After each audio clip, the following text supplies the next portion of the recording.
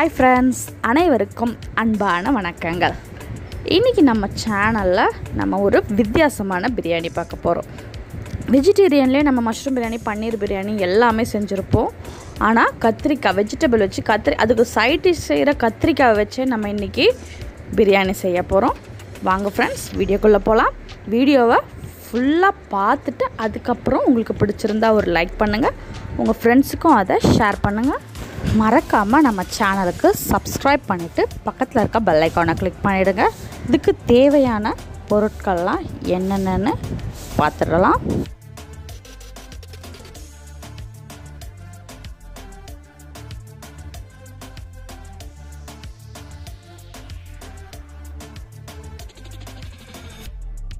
ஒரு மிக்சிங் பவுலில் கத்திரிக்காயை நல்லா வாஷ் பண்ணி இந்த மாதிரி க்ராஸாக கட் பண்ணி பூ மாதிரி கட் பண்ணி சேர்த்துக்கோங்க.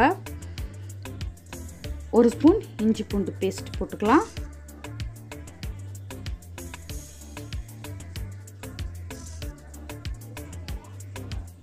தயிர் ஒரு ஸ்பூன் சேர்த்துக்கலாம். வெங்காயம் நல்லா கிறிஸ்பியாக முறுமுறுன்ட்டு வறுத்த வெங்காயம் சேர்த்துட்டு ஒரு ஸ்பூன் வெறும் மிளகாத்தூள், தனியாத்தூள் ஒரு ஸ்பூன்,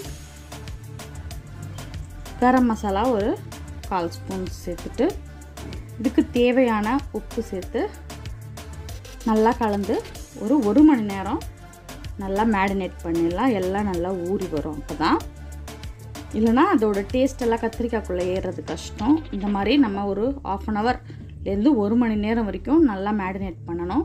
அடுப்பில் குக்கர் வச்சு ஒரு 3 ஸ்பூன் எண்ணெய் சேர்த்துக்கலாம்.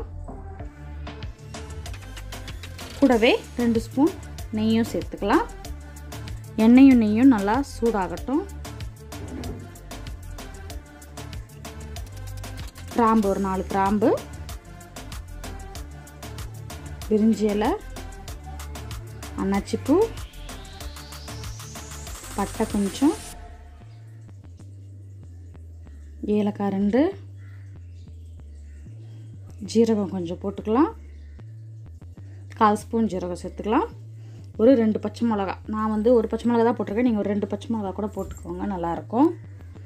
இதெல்லாம் நல்லா பொரிஞ்ச உடனே நம்ம வெங்காயம், ஒரு பெரிய வெங்காயம் 2 வெங்காயம் நல்லா நீட்டு வாக்கில், பிரிஞ்சி பிரியாணி அந்த மாதிரி எது செஞ்சாலும் வெங்காயம் இந்த மாதிரி ஸ்லைஸாக கட் பண்ணி போடுங்க, அப்போ தான் நல்லாயிருக்கும். நல்லா பெரிய 2 வெங்காயம் போட்டு நல்லா வதக்குங்க. பொன்னிறமாக கோல்டன் ப்ரௌன் ஆகட்டும்.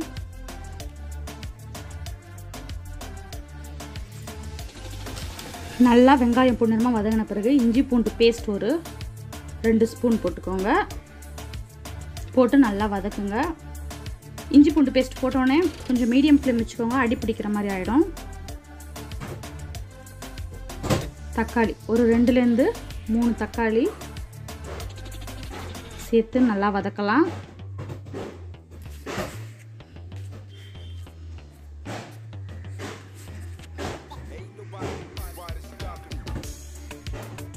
ஒரு கைப்பிடி கொத்தமல்லி, புதினா.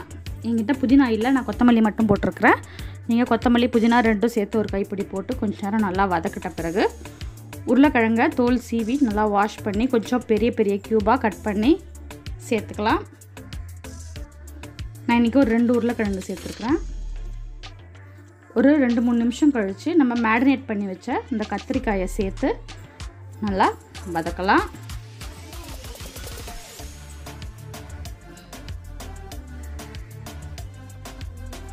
கொஞ்ச நேரம் நல்லா வதக்கி வேகட்டும். கத்திரிக்காய் உருளைக்கிழங்கு எல்லாம் கொஞ்சம் சாஃப்டாக வேகட்டும்.